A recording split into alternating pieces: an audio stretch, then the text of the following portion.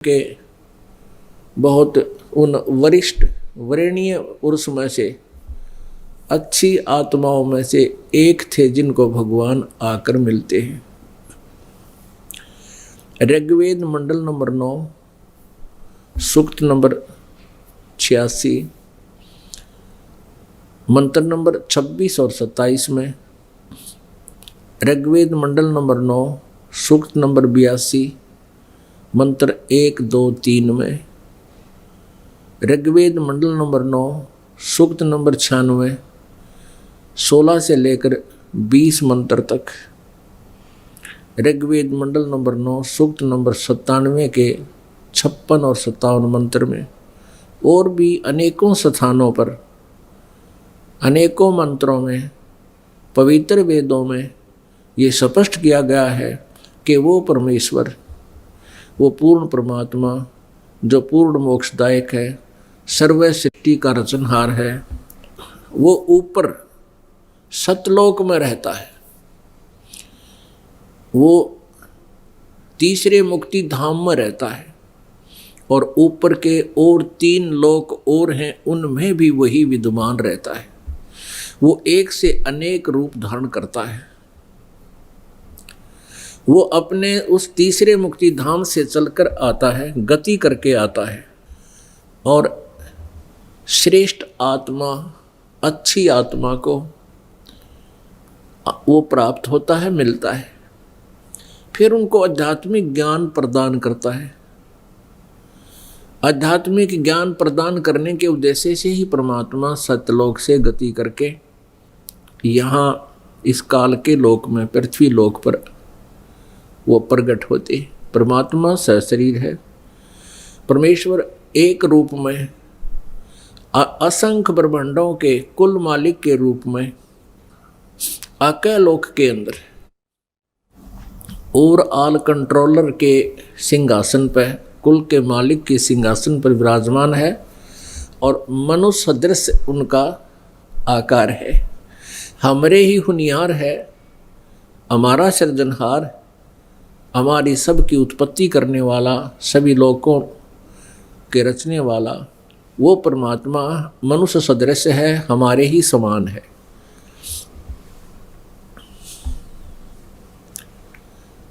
वो वहाँ तख्त पर विराजमान है, बहुत बड़े गुंबज के अंदर। एक बहुत बड़ा गुंबज है, तेज पुंज का बना हुआ। जैसे यहाँ तो सीमेंट से बनता है, वहाँ सब मटेरियल और शरीर सभी आत्माओं का वो एक तत्व से है, नूरी शरीर, नूर से, तेज तत्व से बना हुआ है। तो उसके बीच में परमात्मा का एक सिंहासन है, उस पर वो परमेश्वर विराजमान है। सचखंड के अंदर भी उसका ऐसा ही स्वरूप है। सतलोक के अंदर भी ऐसा है, फिर अलख लोक के अंदर भी ऐसा ही है, फिर अगम लोक में भी ऐसे ही, और अकय लोक में भी वो एक ही परमात्मा बैठा है। उनकी प्रत्येक लोक में उनके शरीर की रोशनी अर्थात नूर का अंतर है। सचखंड में, सतलोक में परमात्मा सहशरीर है, मनुष्य सदृश है। वहाँ उनके एक रोमकूप में इतनी रोशनी है, करोड़ सूर्य, करोड़ चंद्रमा की मिली जुली रोशनी भी उस परमात्मा के एक रोमकूप के तेज के सामने फीकी रहे। वो परमात्मा यदि उस शरीर युक्त यहाँ एज इट इज आ जावे तो हमारी सब की आंखें उल्लू की तरह बंद हो जाएं, जैसे उल्लू सूर्य को देख नहीं सकता। इसलिए वो परमात्मा अपना हल्का तेज पुंज का रूप बना के और वहां से गति करके यहां प्रकट होता है। इसलिए वो परमात्मा के 2 शरीर हैं, एक हल्के तेज पुंज का। यजुर्वेद अध्याय नंबर 5 के श्लोक नंबर 1 में 2 बार गवाही दी है। अग्ने तनुरसी विष्णुवे तवा सोमस्य तनुरसी। अग्नि माने परमेश्वर, तनु माने सहशरीर, असी माने है। परमेश्वर सहशरीर है। हे परमेश्वर, आपका तेजो में शरीर है। और विष्णुवे तवा सोमे से तनुरसी, विष्णुवे माने सबका पालन पोषण करने के लिए, तवा माने उस, सोमस्य माने अमर पुरुष का, तनु मीन शरीर, असी माने है। वो परमात्मा सतलोक से चलकर आता है, यहाँ अतिथि रूप में आता है। अतिथि माने मेहमान, गेस्ट। अतिथि का अर्थ होता है जिसके आने की तिथि पूर्व निर्धारित ना हो, कभी भी आ टपके, कभी भी आ जावे, उसको अतिथि बोलते हैं। और दूसरे शब्दों में उसको गेस्ट बोलते हैं, अंग्रेजी में मेहमान भी बोलते हैं, हिंदी में। तो इस यजुर्वेद अध्याय नंबर 5 के मंत्र नंबर 1 में 2 बार गवाही दी है कि वो परमात्मा सशरीर है। और फिर अग्नि तनुरसी का अर्थ है कि परमात्मा सतलोक में जहाँ विराजमान है, उसका बहुत तेजों में शरीर है आप जी का। हे परमात्मा, आप जी का बहुत तेजों में शरीर है। उस शरीर में वो परमात्मा वहाँ सतलोक में स्थायी रूप में रहते हैं। और वही परमेश्वर फिर हल्का तेज पुंज का रूप बना के अपने रूप को सरल करके इस पृथ्वी लोक पर आता है।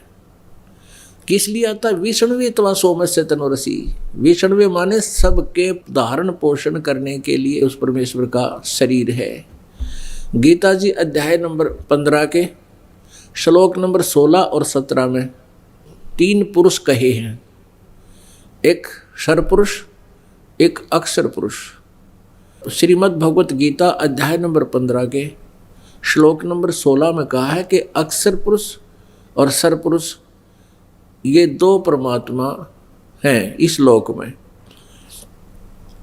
और इनके और तथा इनके अंतर्गत जितने प्राणी आते हैं उन सभी का शरीर नाशवान है, और जीवात्मा ये किसी की मरती ही नहीं, वो अलग बात है। इससे सिद्ध है कि श्रीमद् भगवत गीता अध्याय नंबर 15 के श्लोक नंबर 16 में सरपुरुष और अक्षर पुरुष ये दोनों पुरुष, दोनों प्रभु नाशवान बताए हैं। वैसे अक्षर पुरुष का अर्थ होता है अविनाशी परमात्मा।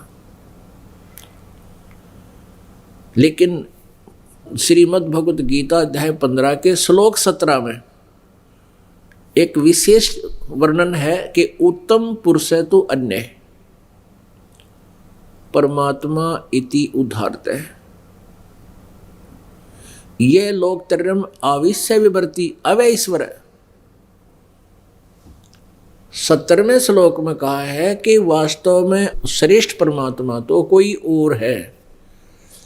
श्लोक नंबर 16 में वर्णित सरपुरुष अक्षर पुरुष से कोई और उत्तम पुरुष तो अन्य, वो और है श्रेष्ठ परमात्मा, अन्य है जो इन दोनों से भिन्न है, और वही परमात्मा कहलाता है। क्या उद्देश्य है उस परमेश्वर का? यह माने जो यह लोकत्रय आविश्य विवर्ती, जो तीनों लोकों में प्रवेश करके सबका धारण पोषण करता है, सबका पालन पोषण करता है, अवय ईश्वर है। वो अवय माने अविनाशी परमेश्वर है। अपने आत्मा वो पूर्ण परमात्मा, उसका नाम क्या है? वो तत्व ज्ञान को, वेदों के ज्ञान को, जिसमें सूक्ष्म वेद का ज्ञान भी इंक्लूड है, इन 5 वेदों को